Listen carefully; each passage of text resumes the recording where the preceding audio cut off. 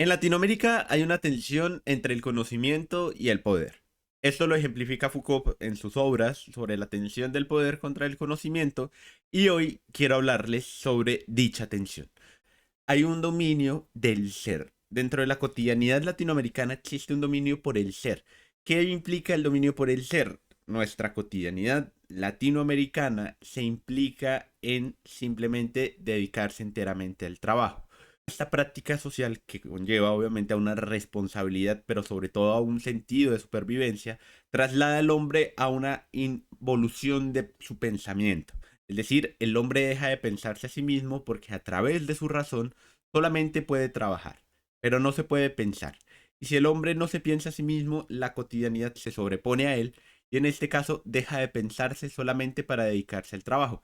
Esta tensión o esta parte del sentido del ser sobrepone entonces las condiciones políticas en general y esto nos desvela de alguna manera por qué cada 4 años cuando llega cierto candidato político que nunca ha hecho nada por el país, por la región o por la ciudad, siempre termina teniendo personas que lo apoyan. Pues resulta y pasa que esas personas, como no se piensan y como no tienen un sentido de pertenencia, le otorgan el poder o dicha responsabilidad del poder a esos candidatos que de alguna manera no representan un valor sustancial del pensamiento del hombre. Por eso existe una impresión del valor del hambre, es decir, una impresión de decir debo de sobrevivir, o el pensamiento latinoamericano se enmarca en pensar por qué solamente podemos trabajar para sobrevivir.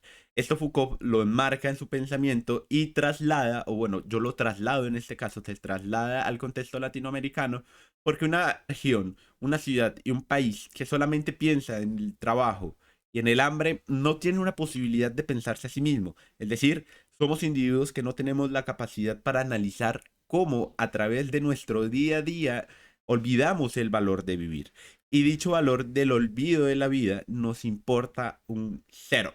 Es decir, que desde esta perspectiva la única forma que tenemos o que existe para desvelar esta tensión entre el poder y el conocimiento, porque resulta y pasa que cuando el poder se sobrepone a los demás, comienza a aplacar, es decir, comienza a hacer que se olviden y hace todo lo posible para mantener al individuo o mantener a las personas en su capacidad de estar enteramente en el trabajo, tener su ocupación, su mente, su esencia y su ser en el trabajo y no dejarlo pensar. Esta relación nos lleva entonces que la única forma de poder entender la distinción entre el ser que estudia y el ser que trabaja se da cuando el ser que estudia conoce que tiene que conocerse a sí mismo. Es decir, el conocer que debo de conocerme me permite desligar un poco el pensamiento latinoamericano como una práctica de la cotidianidad y entonces comienzo a romper ciertas barreras que dentro de la tensión del poder comienzan a generar fricción entre el conocimiento y el poder. Existe el control, es decir, el poder buscará de todas las maneras posibles controlar a las masas para evitar que éstas de alguna manera se piensen y asimismo seguirlas oprimiendo una y otra vez. Desde esa perspectiva entonces debe entenderse como un sentido propio que cuando el ser se piensa a sí mismo comienza a entenderse como un ser alejado, como un ser distinto de los demás, como un ser que ha entendido que la vida no funciona o funciona pero hasta cierto punto en la manera en que el poder lo propone. Sin embargo, desde esta perspectiva no podemos decir que obviamente el conocimiento de sí mismo rompe la barrera del poder, porque resulta y pasa que el poder tiene mucha más fuerza que el conocimiento. Pero ya veremos por qué. En este caso, el control del sentido de sí mismo permite entender que el poder es necesario, pero no desde la perspectiva o de la manera en que se ejerce. Por eso existe luego algo que se llama la regularización o la normatividad del poder.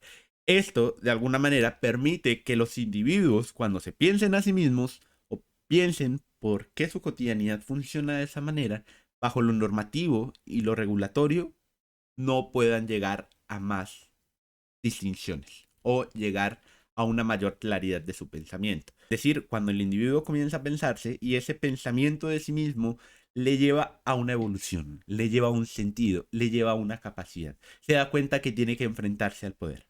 Pero ¿de qué manera y qué poder tiene realmente el poder? Eso se da cuando el individuo entiende una nueva posibilidad del sentido del ser. Es decir, deja de ser ser para servir y se convierte en un ser para pensar. Porque resulta y pasa que el individuo comienza a reflexionar sobre su vida, lo que ha hecho y lo que podría haber hecho. Y por qué todo el tiempo pasado de alguna manera no supo aprovecharlo para pensarse a sí mismo y por qué el pensarse a sí mismo ahora es un reflejo de su condición humana. Por eso, la fundación del sujeto o la fundación de la reinterpretación y buscar ese sentido del sujeto permite entonces tener clara cuál es la distinción del poder. El poder en este caso doblega a los sujetos, o doblega a los hombres, o doblega a la sociedad para evitar su pensamiento.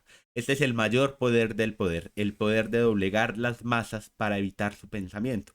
Por eso el de las condiciones políticas, cada 4 años los políticos vuelven, ¿cierto? Con la condición de creer o con la condición de doblegar a la sociedad, porque como no tuvieron tiempo esas personas para pensarse y mientras estaban ejerciendo el poder, dichas personas evitaban que se pensaran, pues asimismo utilizan la corrupción. Es decir, utilizan el medio de la corrupción para hacer que las o para evitar que las personas se piensen y vuelven cada 4 años para seguir engañando desde su posición de poder.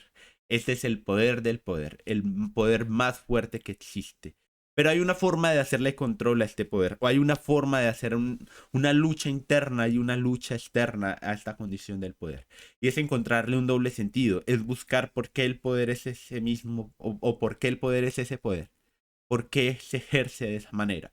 Es un doble sentido y es un sentido oculto que no se entiende, sino que el poder oculta para evitar que los individuos se entiendan. Luego hay una tensión que surge a partir de la evolución de la subjetividad, porque esta tensión de lo subjetivo permite al individuo reconocer todo el valor del poder.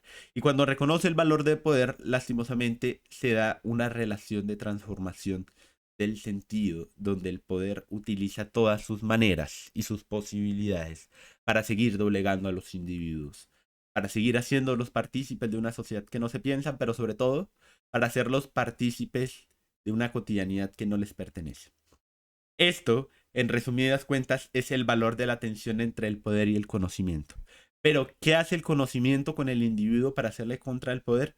El conocimiento le da unas herramientas al individuo para conocer, pero sobre todo para entender de qué forma puede hacerle frente al poder. No una forma de violencia, no una forma de sangre, no una forma de muerte, sino una forma de entendimiento. Es jugar a las mismas cartas con el poder, pero jugar desde la perspectiva del conocimiento de la vida. Y este conocimiento se enfrenta a la distinción del poder. Es decir, de esta manera, el poder y el conocimiento tienen una doble tensión, que por un lado el poder doblega, pero por otro lado el conocimiento libera a los hombres.